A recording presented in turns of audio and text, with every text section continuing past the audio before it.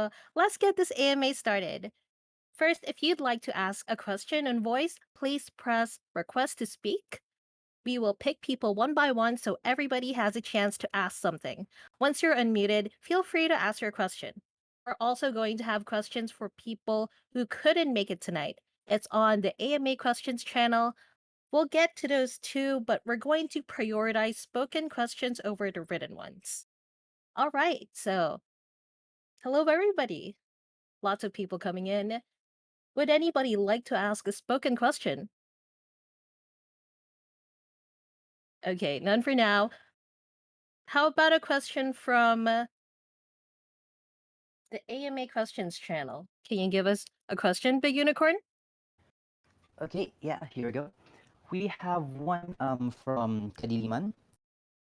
Says, once the game is launched, what is the unit burning mechanism aside from breeding? So we don't want to see another repeat from SLP scenario in Axie. So can you share us some levers on how you can balance the unum? Yes. So this is very much in the white paper. Obviously, breeding and evolution both do sync unum. You're absolutely right. That is not enough, as we saw with Axie. And so crafting is our kind of major unum sync really across the board. So various items and materials will require unum in addition to other inputs, as well as a unicorn in the workshop to craft and produce those materials. And items for progressing your buildings, as well as breeding and evolutionary boosters. So right off the bat, via the crafting system, evolution, and breeding, we have many, many more syncs for Unim, certainly than Axie had for SLP at the beginning. And then I've mentioned this before in previous AMAs. I'll kind of say it again here that we think about design in terms of layering systems on top of initial kind of MVPs over time. And so we've got lots of ideas like consumable burn cards, which would add strategic depth to the battle loops. Things like rune slots and additional upgrades, paths for unicorns, etc. And so right off the bat, many more Unim syncs than any other game, certainly that I've seen with a consumable commodity currency as a starting point. And then obviously the plan will be to layer many more on over time, keeping tight control over the circulating supply of Unum. I mean, it's critically important versus what we've seen with, Axie and kind of the massive oversupply of SLP. So great question. A lot more info in the white paper if you'd like to dig in on the Unum syncs. All right, thank you so much, Catalina. Okay, so we got crafting, runes, and so much more. That's amazing nuance. So does anybody else want to ask a spoken question? So to request to speak, just press the hand button, and then we'll allow you to speak so you can ask a question. Anybody? All right. Let's get another question from the channel, Big Unicorn. Okay, here's one from Elest. I hope I'm pronouncing your name right. Are you guys planning on releasing some sort of Google extension for us to see the whole set of genes the unicorns have in the RBW marketplace? It will not be in the RBW marketplace. Post-launch, there will be an update to the evolution menu within the nursery menu. And inside of that, you will see the individual genes. And I believe have some indicator of how the evolutionary boosters are going to influence those genes. That was something we couldn't get in for MVP. But the user experience there has already been designed, and we do plan to surface more of that information. I hope that answers the question. Okay, so there's going to be an indicator of evolutionary boosters. I'm pretty excited about it, and I can't wait to see how the team implements it. So while Aaron is asking a question, you guys can just line up for a request to speak, and we're going to go through them one by one.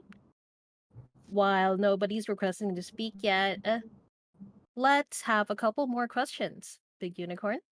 Okay, So we have here Adam Gus. Um, so what is the function of um, Shadow Unicorn? Is there a special game to use them in so far? Shadow corns will have many uses like unicorns. They will not be any of the same use cases as unicorns. They're a very different system. And you can expect both on-chain mini games in the future that involve shadow corns as well as in-game use and utility. Um, as I mentioned kind of yesterday, we will be revealing the kind of full details and roadmap for Shadow Corns right before the game launches. So a little bit more patience on that front, and I think generally people are going to be very, very excited. And back to the last question, the reason I hesitated at the end is I had to check my email. Axie Labs has reached out to us. We're very excited to be partnering with them. And anyone familiar with their tools can expect something similar for unicorns in the future. So really pumped to be bringing them on. I think they'll be in the first bucket of ecosystem partners that get announced a little bit later. So again, planned partnership kind of with Axie Labs on that front. And more announcements in the future with respect to timeline as we work that out with them. Oh, that's amazing. You heard it here first, everybody. Planned Yeah, partnership with without the Axie. least. That's exciting. So yeah, I feel like everybody's hyped for Shadow Coins because people have really spent a lot of time with them lore-wise in Discord with the events.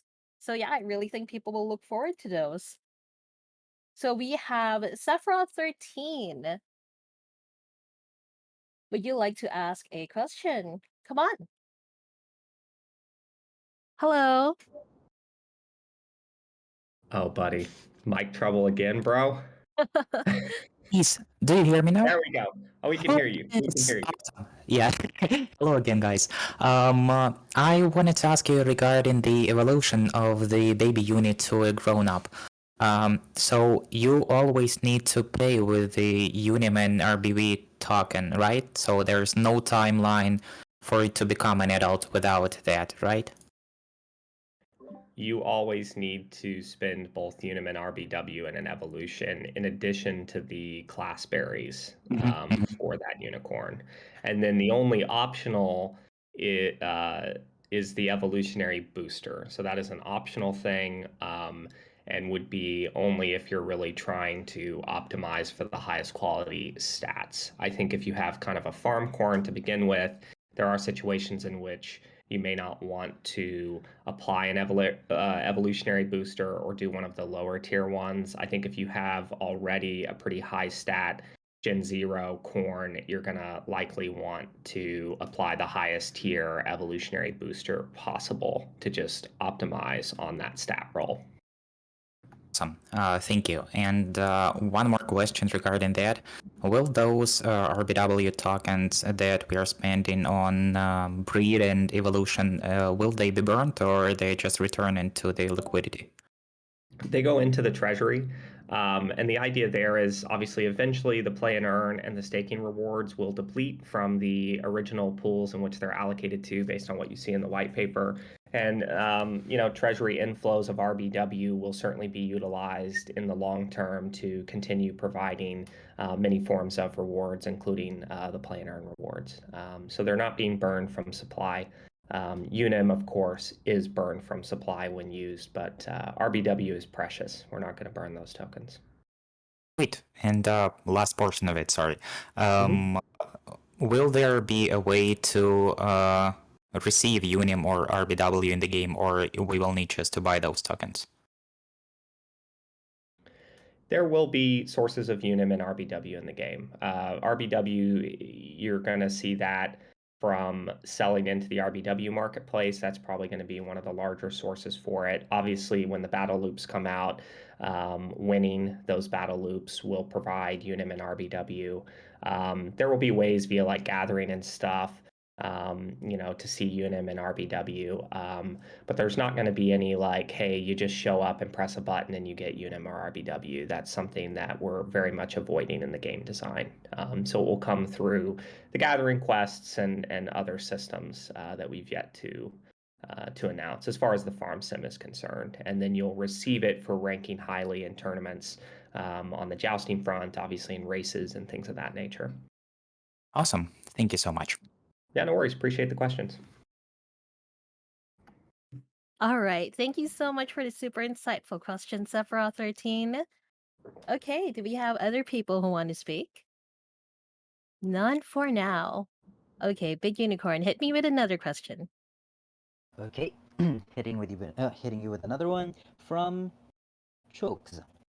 Crypto unicorns isn't relatively marketed as opposed to the big guns.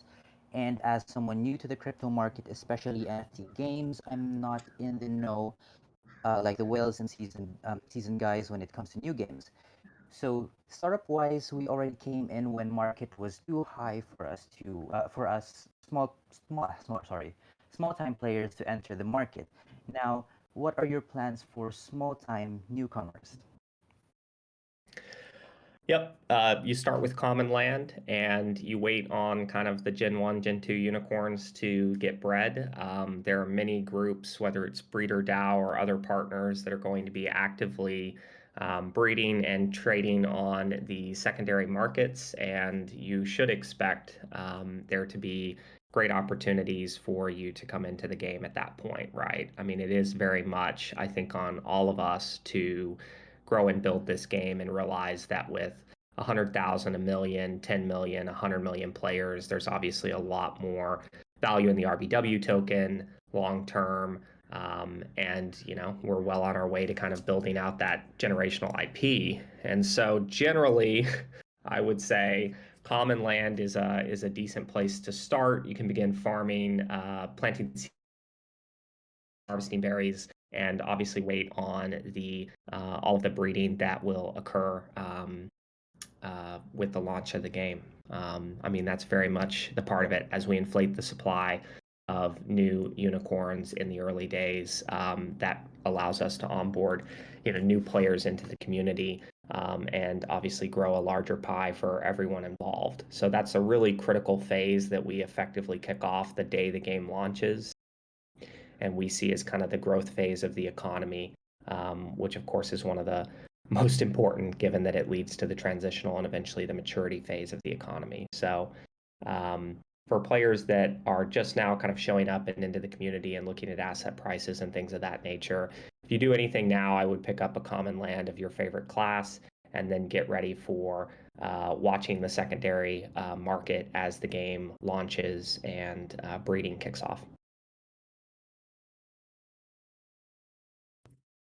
Okay, that's super insightful and multi-layered. Do we have any other requests? Okay, Big Unicorn, can I have a question?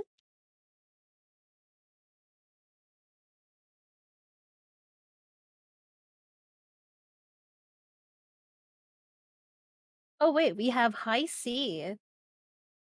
High C, can you please come up?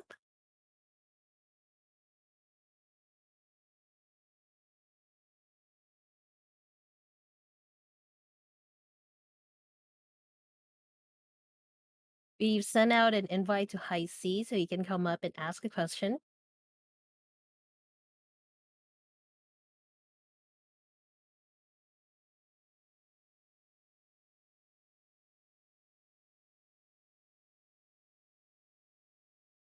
Oh, okay, let's try again.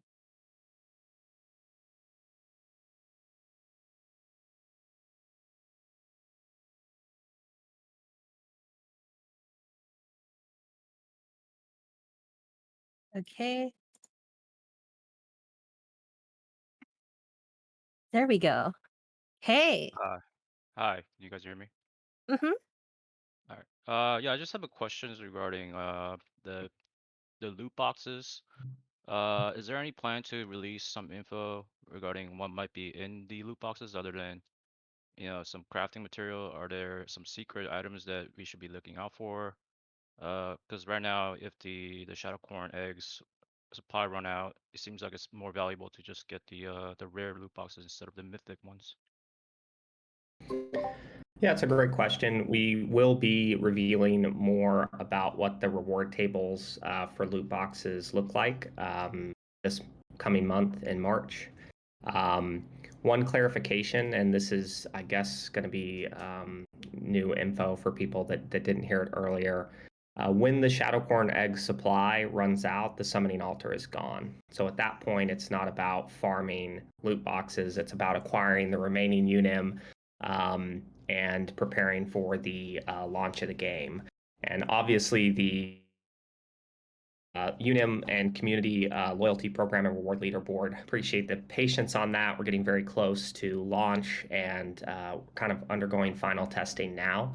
And once that's live, that becomes the game. Who can hoard the most Unim leading into the launch of the game? And so we'll be doing additional rewards against that leaderboard that I think are going to be pretty valuable. Again, trying to get the people who are here now the best possible starting point when the game kicks off.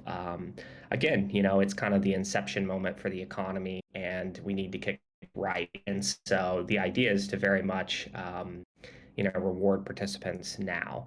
But to be clear, when the shadow corn eggs are done, the summoning altar is gone, and at that point, there will be no more loot boxes coming out of the forest.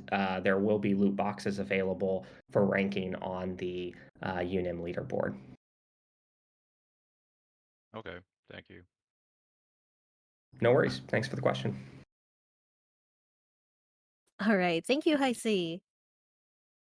Okay. So, just a reminder when shadow corn eggs run out, summoning altar will be gone. Correct. So, if you guys have any follow up questions to that, this is the perfect time to just jump in. Maybe you have some strats about shadow corn eggs or loot boxes. Oh, do we have a new question?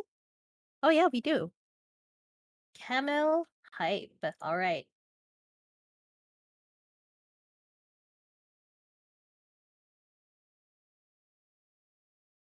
Okay, Camel, we gave you an invite. Can you come up and ask your question?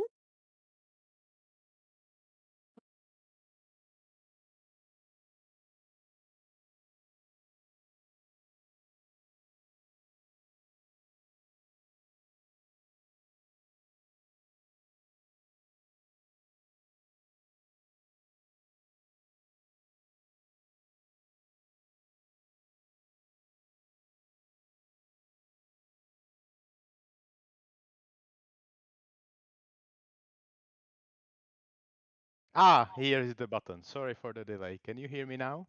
Yeah, we can. So my question would be, will the stats of the unicorns be important to the farming game loop? No, and that's intentional. The farm doesn't care about the stats of a unicorn. You just need a workhorse, for lack of a better term. And the synergy there is the high stat unicorns go off the farm to play in the various battle loops, and the farm over time, especially as everyone expands the capacity of their land, the number of buildings on it, the number of farm plots. There's a constant need for more and more unicorns, and it's very intentionally designed that way as a to ensure utility for the floor corns. So yeah, to answer your question, no, stats do not matter on the farm. Over time, there are ideas around how we expand the gathering cart into kind of our questing system, as I've mentioned before, and that could start to begin to benefit corns of various stats and things of that nature. But as far as farming and crafting and things go, um, uh, stats do not matter. One more question. Will the properties Mm-hmm. be important for the farming game loop, or only for the game fighting too? They will not be important for the farm loop. They may be important for Team RPG. Okay, thank you very much. Yeah, appreciate the questions.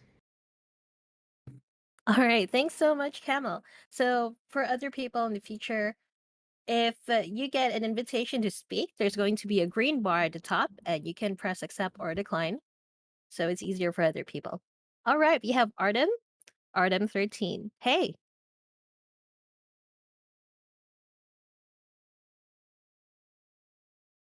Hello, can you hear us? Oh, I think they're adjusting their mic.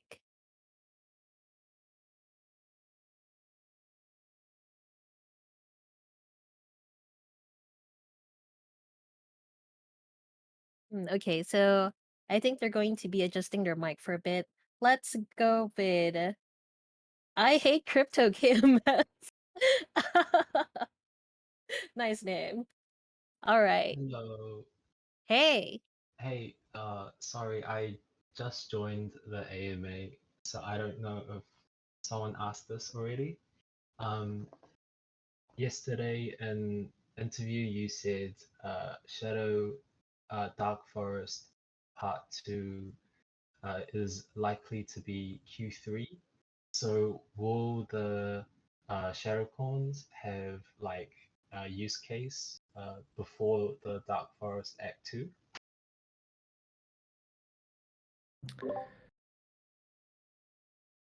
How do I say this without? There's gonna be a reveal moment likely prior to the start of the next act. Um, and we will probably reward certain holding behaviors related to the shadow corns. I will say this, anyone looking for a quick flip should probably hand them to somebody that really cares about the game and wants to be here long term. But prior to the release of Act 2, there will be a mint reveal event, um, as well as way more details with respect to the system and the roadmap overall. And there's likely one gameplay addition, but a lot of stuff on the roadmap right now and a lot of competing priorities. As we kind of said at the beginning, Shadowcorns is the long-term PvE pillar for the game, and players that are interested in that aspect, especially after we reveal more details, I think are going to be pretty excited. Anyone else, hand an egg, to somebody that wants to and is patient with us. So. Did that answer your question, man? Sorry, can you repeat the reveal part? So There will prior be a to reveal event. Yes, there will be a reveal event prior to the start of the next act. so there won't be like a game or anything prior to Act 2?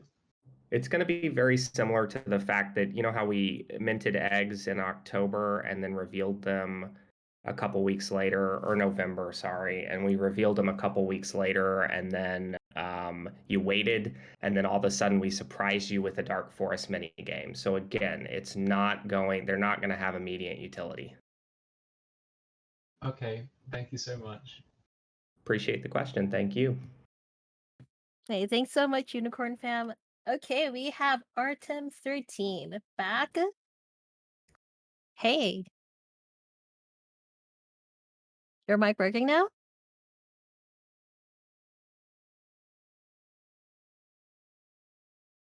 Hello?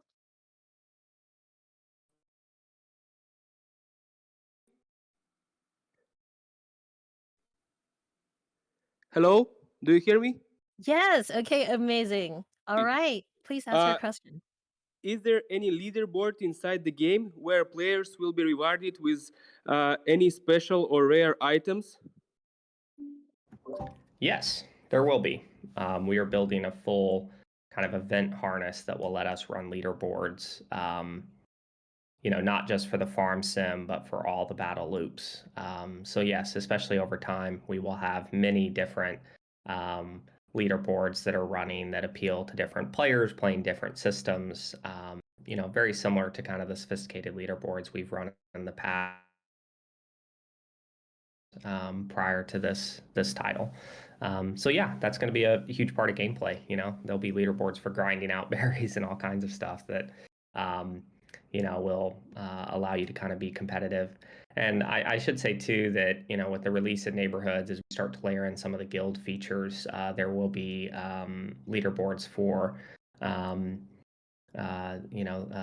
players that build neighborhoods. So that's going to be kind of fun as well. You'll have both the kind of solo leaderboards and the guild team leaderboards. Okay, thank you very much. Thank you. Yeah.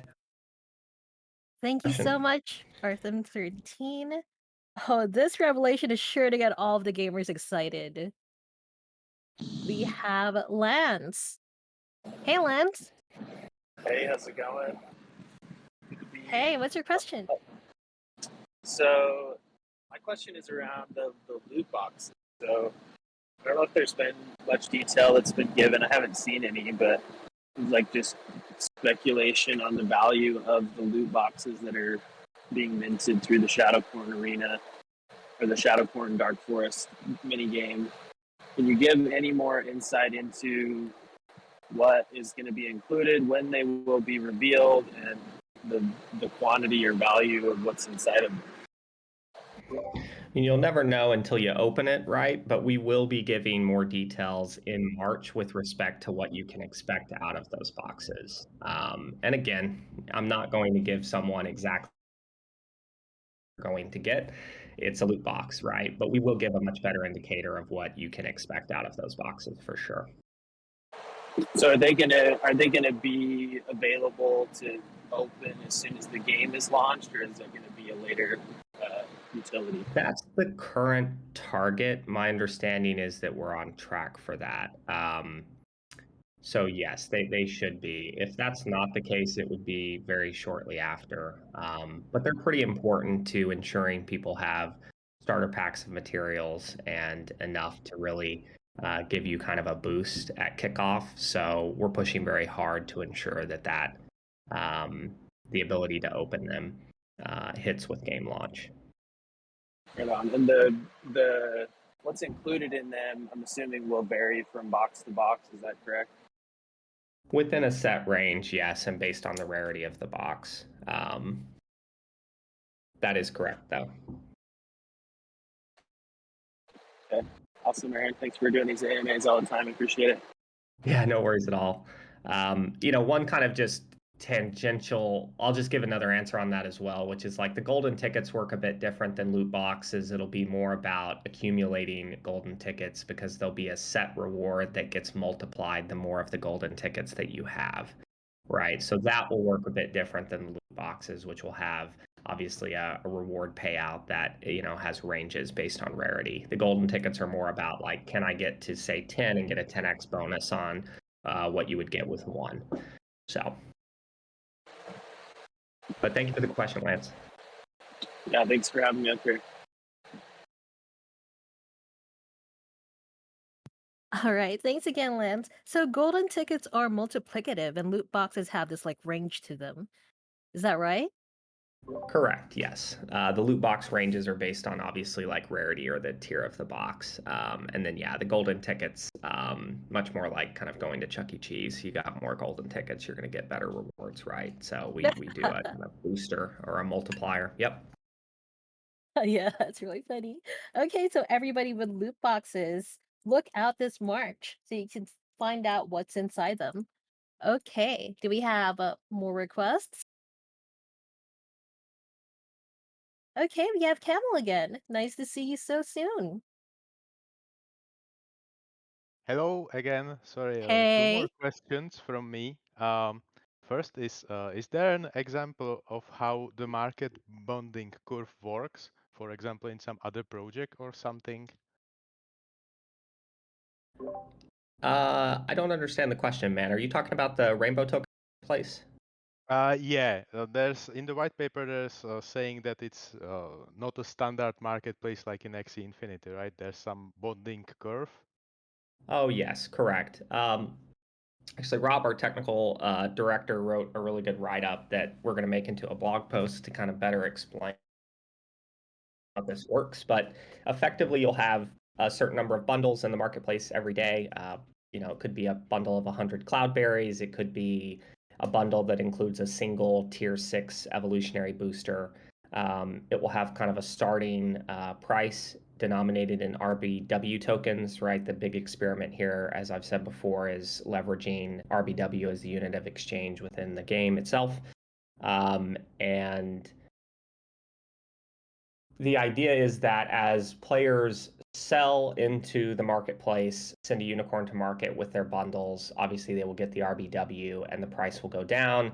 As players buy from the marketplace over the course of that day, the price will go up. And so it's effectively like having a pricing curve. Some people call it a bonding curve behind each bundle. Every day. And it kind of allows the market to really decide the prices of the various commodities and items inside the game, denominated in the our governance token, which is the one that's designed to accrue in value over time. Does that answer your question, man? Yes, thank you. Just one follow-up question from the answer you said. I kind of get the feeling that you will be only able to sell some kind of bundles, right? The quantity of the berries will have to be, for example, 100, etc. So you cannot sell like one berry or something. That is correct. You would have to hit the minimum amount that the bundle requires to make a sell. And part of that too, because you have to send a unicorn to market, there's kind of this time lock while they go to market and return. You're going to want to obviously hit whatever the bundle happens to be and kind of make your choices around that. I could definitely see some people getting to the point where they have like unicorns dedicated to kind of going to market, especially if that's going to be a part of your strategy.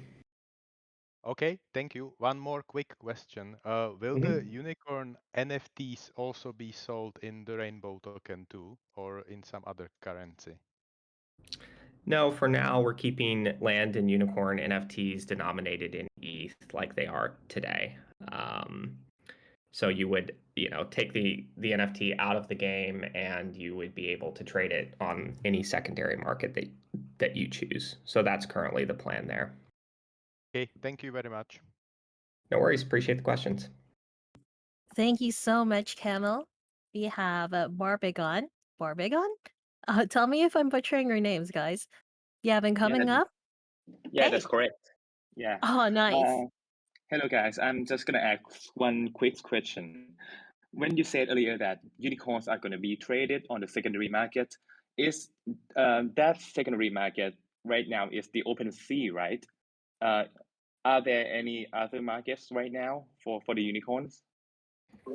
To my knowledge, it's predominantly OpenSea. We obviously see the opportunity long term to exposing our own marketplace that allows us to just a better experience across the board in terms of surfacing the relevant stats in a way that makes sense for our game, the parts, and there's just things that we can do very similar to Axie if we build our own marketplace interface.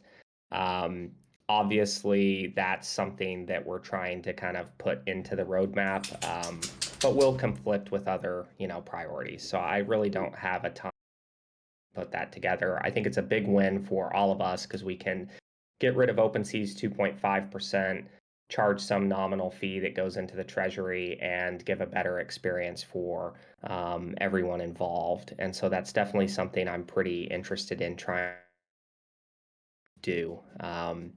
Just a matter of timing and can we, get it done with all the other priorities. But yeah, I mean, there's a huge opportunity, especially given how terrible the OpenSea experience has been. We're talking to a lot of other developers in the space and have had some partners approach us with opportunities on that front. So again, something we're very, very interested in doing. I think it can be a net positive benefit to the community, less fees overall, and the fees are going exclusively to our treasury instead of a company that seems to have trouble keeping its servers on despite raising hundreds of millions of dollars in venture capital. So great question. Definitely a part of the long-term roadmap, and I think a huge opportunity collectively for us as a community. Yeah, because the reason that I asked this question because I wanted some marketplace with lesser fees. So yeah, thank you. Yeah, Cheers, 100%. guys. That's absolutely the opportunity. And then where I think, it would be awesome is we can pipe in what I would consider like the provenance data for a unicorn. So you can see like how well it's done in tournaments and that kind of stuff, right? Which would, involve just simply connecting the token ID to our, game logic and our, game database. And so again, I think we can provide a much better, more native experience for people looking to swap unicorns and land and all other kinds of items over time. I mean, the OpenSea experience is just not great for games, game NFTs in the first place. So yeah, great question. Definitely a big part of the roadmap. Obviously, if any of my engineering team is here, I'll repeat again that it's a long-term portion of the roadmap. So no. Yes, nice to hear that. Okay, thank Cool. you. Thank you. All right. Thank you so much, Barbican. We have Swiss coming in to ask a question. Hey, Swiss. Hello, guys. Thank you for taking my question. I have maybe a slightly different question than the other guys, and hopefully you will be able to answer it somehow. If you cannot answer it, please don't. In the long run, for people who are really dedicated and who are willing to be very active in the game, what is the opportunity for actually earn at Western standards, let's say? I know there are many ifs, and it's a long-term vision, but maybe you could say a couple of things on that if possible. I mean, the easiest example there is going to be on the esports side, right? We expect the Team RPG game loop, as well as future game loops, to have a very, very high skill curve, and we plan to reward players based on that skill. I'm very against, the idea that you can come in and click a few buttons every day and earn. It's not sustainable. That's not how this will work. But I think we can build around skill and, in particular, lean into the arenas, portion of the battle loop, and build a very competitive esports environment around the high skill curve battle loops, which starts with Team RPG. So that's probably the easiest example of being able to earn, right? Obviously, on the farm and things, selling into the RBW marketplace and stuff, especially if you're smart, you take the right strategy, you're watching the internal game market. Just like any economy simulator game, there will be people that produce a positive ROI on that front. But again, it's going to take skill, strategy, having a plan, as the market moves and changes, altering and adjusting your plan, etc. Does that answer your question, Swiss? It's a good question. Obviously, to get to the point where someone in the Western world is making more than, when a minimum wage, et cetera, playing the game. Again, I want that to be via skill curve and, true skill in the game and, being a top player in the world, right? Based on merit, based on skill. And at that point, I think that's a much more sustainable strategy than just promising that, we can take 100 million people and have them mash buttons and generate, revenue off that. Make sense? Definitely makes sense. It's just that yesterday you mentioned also that there is this possibility of delegation at some point down the roadmap. So I would say if there is a delegation possibility, there is a certain passive income involved with that, if that's the right word. But well, so that's true, and that's a good point to bring up, right? I mean, if you are actively delegating out to a guild that you've created, or just a set of scholars that you've brought on personally without a wider guild, there will be similar to. I mean, I reference ice poker a lot, right? There will be pathways to doing that, but again, that's another thing where it's a lot of management. It's a lot of growing and building out a group of players that you trust, to run that. I mean, I think people understand that the farm sim has a lot of depth to it, and so you're going to need to onboard a certain player scholar type that is going to, be capable of making the decisions on the fly necessary to succeed. And so again, I don't view that as, you called it passive income. In a certain case it is, but there's a lot of like active management, growth, and team building that I view as a really positive thing in the ecosystem. And we're not talking about rolling out a bot farm and generating passive income, if that makes sense, Swiss. Very cool. Thank you very much. Yeah, no, great questions. Thank you. Thank you for coming up. Thank you so much, Swiss. All right, we have Wasper coming in with a hot question. Hello, All can you right. hear me? Hey, yeah, we can hear you. Hey, I got a quick question. Is there any significance to having a mythic unicorn, or any significance to having mythic traits on a unicorn? And is there going to be any in the future if there's none right now? The benefits right now are mythic unicorns tend to have the highest stats, so the mythic bloodline usually will be the highest stat bloodline. That will change a little bit as people use evolutionary and breeding boosters to optimize some of the lower stat bloodlines. But again, we've only seen triple mythics. It will take a while to probably get to quad, which is a 4-part, obviously. Epic being a 5-part, and then eventually a 6-part legendary mythic. There will be in the battle loops and stuff certain bonuses, particularly in Team RPG, to having mythic parts, for example.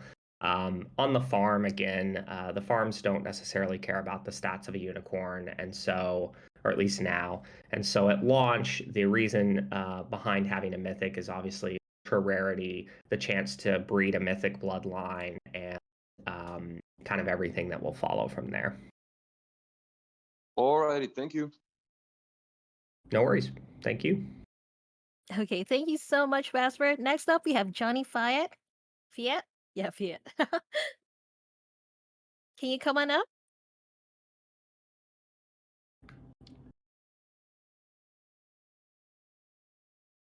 Hey. Hello. Hey, thanks for bringing me up. Sorry about that. It was a little delayed on the application here. Uh, Thank you for all you're doing, guys, and Sparkly, you're doing a great job leading this call. So thanks for bringing me up. So this is kind of a follow up to Swiss's question. Shout out to Swiss. Been thinking about a lot about the economics of the game and enabling newcomers to come into the game. 18, 24, 36 months from now, well after you would think that a lot of the asset prices are even on the common lands are increasing. What are your thoughts? And this is sort of a general question. It doesn't have to be anything specific, but Aron, what are your thoughts on fractionalization and being able to split some of these assets into different fractions that allow people to, have pieces and opportunity for passive income through those fractions? And just a general question around that. Yeah, for sure. First off, love the profile pic. I guess a couple of things. Obviously, as we breed, as the supply of unicorn NFTs increases, as people craft keystone items and mint more land out of the land vending machine, I mean, we're trying to set up a system in which we can grow as new players are interested and begin to onboard. And that phase is very important. We cannot survive as a kind of group of pioneers out on the fringes, at sub 10K holders, right? We need to get to 100K, we need to get to 1,000,000K. And doing that is going to cause or will necessitate the inflation of the NFT supply, right? So more unicorns on the market, obviously minting land. You're right at a certain point there, my goal is to lower the barrier to entry, right? I've said that many, many times. And it's necessary, right, to getting, to 1 million to 10 million players. And I think we all should understand that that becomes a much larger pie when more people are around it, right? And that should be kind of the North Star metric for all of us, is bringing on, long-term retained players. To address the fractionalization of NFT question, which is a very good one, I actually see shadow coins as really interesting opportunity on that front. Again, we'll reveal a lot more right in the lead up to the game with respect to how those things function. I've already said before, they do not breed like unicorns. There's a different mechanism by which they evolve, or shall I say ascend. And they also produce things that are other NFTs that I think players are really going to like and enjoy. And I would see, because there will only ever be 3,000 of these shadow corns, I could see them being actually one of the best use cases for fractionalization of ownership. So long as players can kind of collectively trust whoever the manager of that entity kind of manage it correctly, and uh, pick the right, shall we call them, events to join and that nature. Does that answer your question? It does, and I think that unintentionally the question helped understand Shadowcorns a little bit more. So what I will say is that I was blessed enough to have won a Mythic Shadowcorn. Nice. So Wow. I'm working with the EnterDAO team to create. We have an application called Landworks that enables. It's a rental marketplace, and within that, we're going to enable fractionalization and lending, so that for example, if I fractionalize that Mythic Shadowcorn, people can buy into that, and then they earn the passive revenues through that Shadowcorn through the rental marketplace. So I'll definitely share. Yeah, that's fantastic to hear. I'm very excited to yes, that's incredible to hear, actually. I think that will be a big value add across the board. And again, I think one thing that I'm thinking about, I understand certain people that want to that are going to want to play more passively than people that want to play actively. And that's always kind of been the goal of the game, is to appeal to various player types, right? You may just want to joust and you're just focused on entering the next few jousting tournaments with your stable of unicorns, and you have zero desire to farm. I think there's going to be a lot of people that really get into building out their farm, getting into a niche, collaborating socially with friends and guild mates and tribe mates, in these neighborhoods, and really enjoy that and play a lot. And then I think shadow corns will represent a more passive opportunity that still involves active strategic decisions. Again, I'm not ever going to, I think, advocate for a system that just is a set and forget. I don't believe that you can build sustainable systems around that, but it's not to say that we won't have gameplay that is more passive, that would appeal to someone that just doesn't have as much time. And that was one of the beauties of free to play, good, bad, and ugly. In that it really did allow for time rich versus kind of time poor players to all play together. Their solution was this pay and win for the most part, until you had the more cosmetic systems that we saw in like Fortnite and things. But anyway, this is turning into more of an a rant. But it's a really good point, and I'm happy to hear that there's already people in the ecosystem looking at the fractionalization of these assets. And again, I think shadow corns probably represent one of the better features there. Obviously, land I could also see becoming that over time, and that was one of the reasons we set it at 1 million total land plots. We wanted to be larger than Axie. I wanted to ensure that we could onboard a larger community to begin with, because I believe the larger the community is, the more long-term the IP will be, the more value accrual into the treasury, and obviously the more success we will all have together, right? And so again, the idea of like stopping at 1 million, you may say, shit, how do 100 million people play this game? I would make the argument that people fractionalize the ownership of the farms. And this is, of course, on a long-term timeline, right? But they fractionalize the ownership of the farms, the people that are interested in that. The farm managers are very important, highly strategic players that have gotten very good at that sim. And then you have, tens of millions of players that are just out playing the battle loops with unicorns that are coming off the farm. The farm, again, being kind of the engine. So, very good question, Johnny. Thank you. You got it. Thanks for bringing me up, guys. Sparkly doing a great job. Thanks again, Johnny. All right, we have Rubik.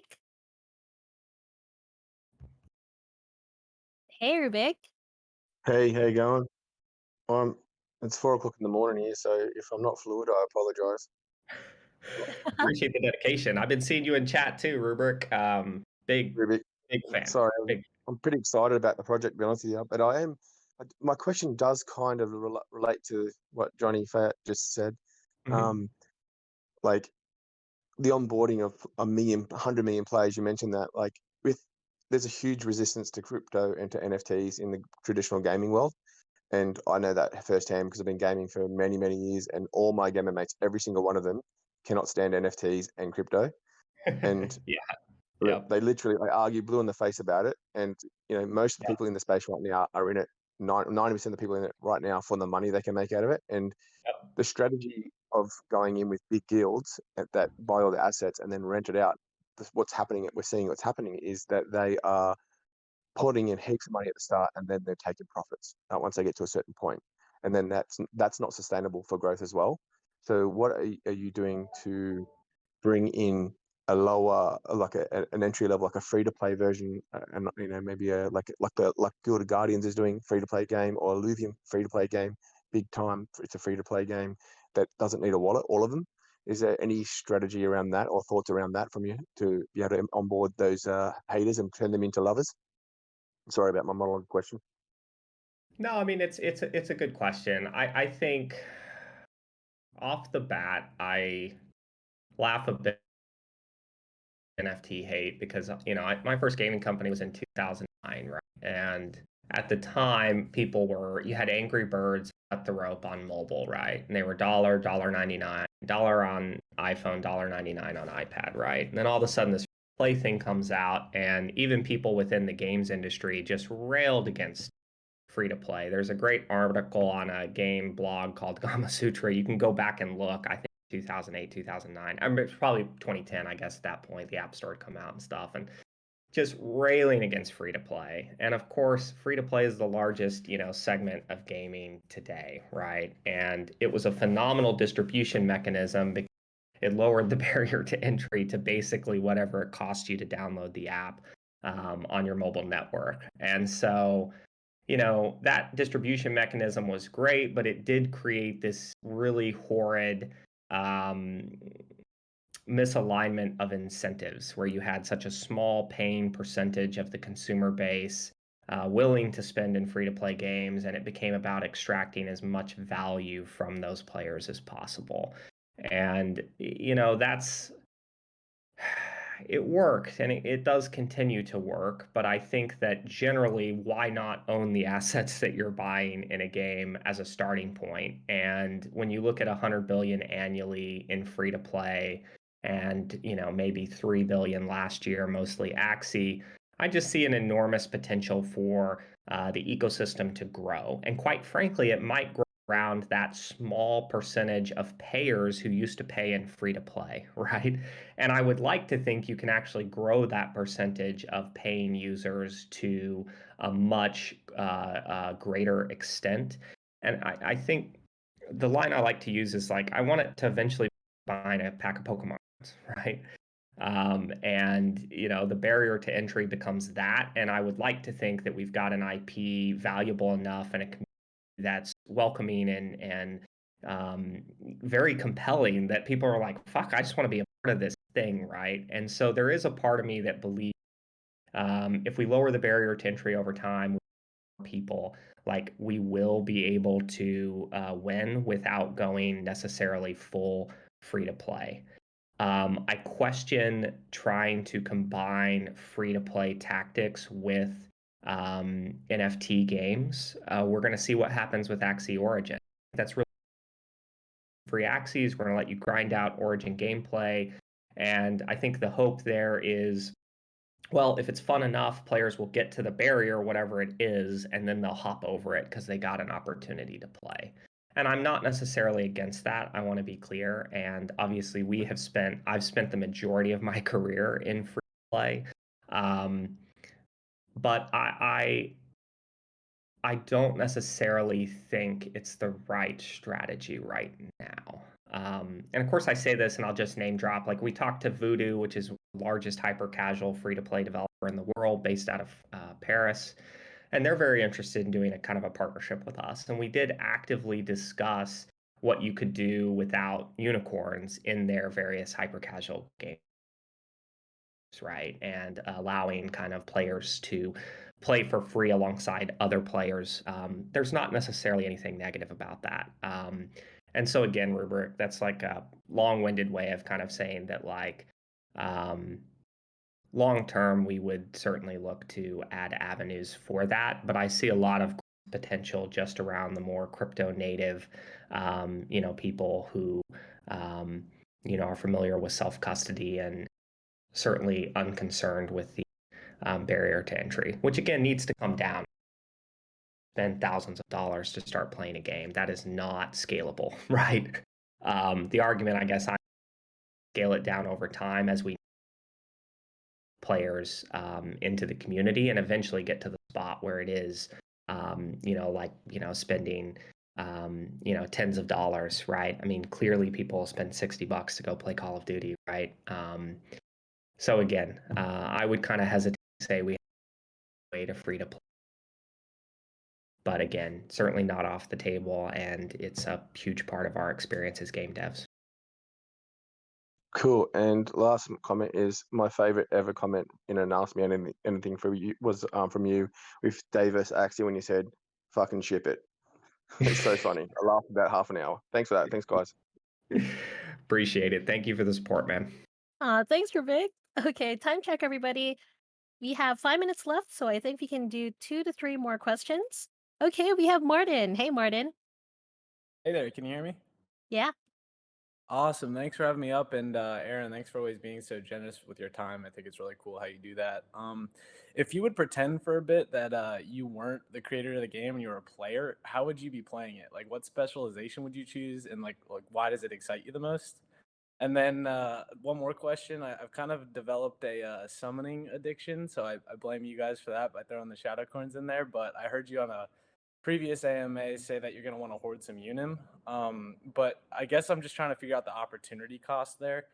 And a key like missing piece of the equation is just like kind of like how much unim is going to be emitted like in the game. And I know that's dynamic, but if you could shed some light there, that'd be awesome. Thanks. Definitely. Sorry to get you addicted to summoning. There'll be many more mini games like that in the future, so I'm at least happy to hear that people enjoy it, even in its current kind of simplicity. Yeah, I mean, I think my whole thing is like, if you're interested in the Shadow Corn stuff and, obviously the loot boxes represent kind of a consolation prize there. They will be very valuable for players, to kind of kickstart their activity in the game and ramp up. Once the Shadow Corn eggs are depleted from the forest, right, the summoning altar will shut down for now. And at that point, the remaining unim is just getting harvested, right? And so I would continue taking shots at minting eggs up till the point that happens. If you're interested in holding one and excited about the future potential there. And then afterwards, the remainder of this becomes get the remainder of the unim out of the forest, so that you're very well prepared for the launch of the game. Obviously, with breeding and evolution, we've now documented those costs in that recent blog post, so you can kind of plan out your strategy and kind of understand how much you're going to need, say, in month 1. But keep in mind, we also have crafting, and the number of lands that you plan to deploy is going to heavily impact the amount of unim that you're going to need to craft. And quite frankly, we're not going to tell anyone input starts. And part of that is to see who's willing to really hold their unim and wait for game launch. I can tell you're going to need a lot, and you probably don't want to be in a situation where you're having to buy unim to continue to craft and advance your land. I think the more land plots you have, just by virtue of having more land, you'll certainly be able to deploy more unicorns quicker and potentially upgrade at a slightly slower rate. If you have less land, obviously, as you upgrade buildings, they get more and more expensive in terms of material and crafting item inputs to upgrade over time. So there is a little bit of a factor there. And then, of course, we're deploying the unim community here shortly. And when that occurs, there's going to be obviously kind of fun competition that will run until the launch of the game around Hoarding unit. So you can get even more additional, more bonuses and rewards above and beyond simply the unim that you hoard by hoarding it and ranking on that leaderboard. So that's kind of the choice to make. Generally, I think the Shadow Corn stuff I'm super fucking pumped by. So I genuinely think the player, anyone who is here and early, who's in the forest, who has an opportunity to get one, should certainly try. And then outside of that, for the remainder of the Dark Forest event, I would claim Unim and hoard it to rank as high as possible on that leaderboard to get the additional bonuses and rewards so that you're just well set up when the game launches to open the boxes, utilize the golden tickets, and kick off your farm op in the best way possible. Awesome. Thanks so much for such a thorough answer. No worries. Thank you for the question. Thanks, Martin. So, Aaron, do you have time for one more question? I do. Oh, great. All right, Jake D, you made it. Come on up.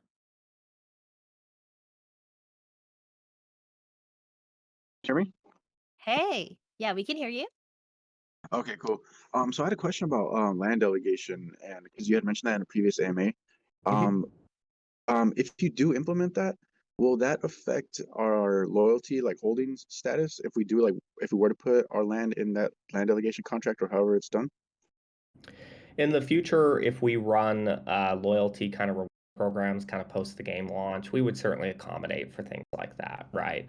Like just in the past, how we accommodated, like it didn't matter if you were staking corns in the forest, right? We were able to identify that and still associate those corns with the wallet that had sent them into the forest. So we plan a lot of programs.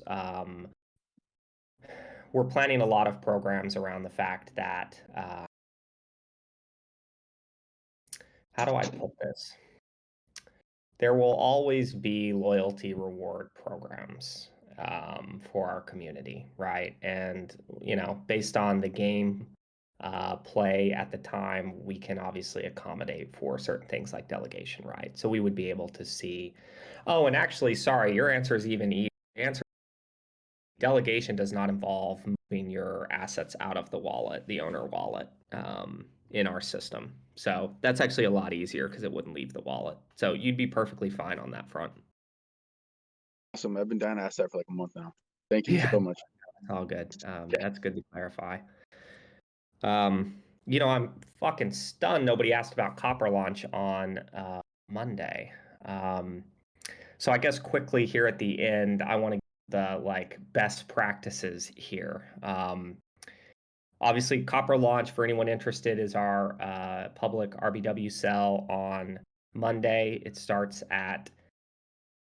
on the 28th at 11 p.m. UTC, and it will run for a period of 3 days. So the blog post went out yesterday. There's details on why we chose this structure or why we think it's the fairest structure. It's very important to understand that it's an auction, and best practice is do not fucking ape in. It's very inefficient. It is very inefficient. If you want 5,000 RBW tokens right off the bat. Now, of course, if I say this and the price spikes and holds, then it would have, been.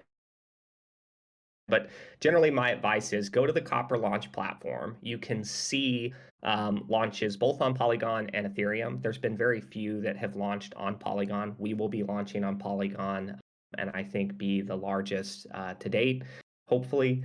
I would go to Ethereum mainnet to get a better example of how other auctions have performed. You can literally go back and see the history of all the auctions historically that have been run. And I think it's a really good idea to kind of look because price is volatile and price will fluctuate over the period of time that the Copper launch auction runs. And so it's really important. And I think the strategy that is best is you take the amount that you want to buy and you split it out over the 3 days so that you're kind of buying in at 3 separate moments. It's almost like a form of dollar cost averaging over the course of the sell. And of course, you can always re-enter. If you take USDC, put it into the pool, get RBW out, you can put RBW back into the pool and take out USDC. And so you're not, necessarily in trouble if you ape in. But keep in mind that, it's designed and somewhat similar to a Dutch auction, and that, price will increment down until demand meets it. If there's, high demand, obviously price increments up. Um, but I very much encourage anyone that is interested in participating in the public sale to review our blog post, and certainly reach out to the mods and community team if there's questions around it, because it is a somewhat unique, more recent structure for doing token launches. I genuinely believe fairer and better way to do it. It definitely disadvantages, bots, and is certainly a lot better than a whitelist first come first serve strategy. So generally check out that blog post. And then here's the kind of alpha leak. There will be an announcement probably over the weekend, the very latest in Monday in the lead up to the sell. We're going to be launching a feature on the roadmap much earlier than we anticipated, and it will go live during the copper launch period. So that's the vague alpha leak for everyone that joined the AMA today. And again, there's going to be a feature that involves RBW that launches during the copper launch auction far earlier than we teased its launch in the white paper. And I'll leave it at that. I bet Yeah, the so be on the 100. lookout for another announcement related to that in the lead up to the copper launch public auction. Okay. Absolutely. Oh, that's amazing. I bet the 117 people here are absolutely psyched that they attended. Thank you so much. I appreciate everyone's time. Thank you all for joining. As always, shout out to the community, incredible mods, and the team. Just continue to crush it daily. I'm very, very excited to start to show some of the demo videos that I have seen very recently. I think everybody's going to be incredibly excited once those start to leak out. So again, huge thank you to everyone here. Thank you so much for your time too, Aaron. That wraps up our monthly AMA. It went by so fast. You guys are the best. By the way, we'll be posting a recording of this AMA on our socials if you'd like to give it a re-listen. Don't forget to share this with your friends and your fellow unicorn family that couldn't make it. If you have more burning questions, feel free to reach out on our support channels, mod support, and ask the devs. So this has been Sparkly Unicorn, and that's been Aaron, our CEO and co-founder. Good morning and good night, everybody.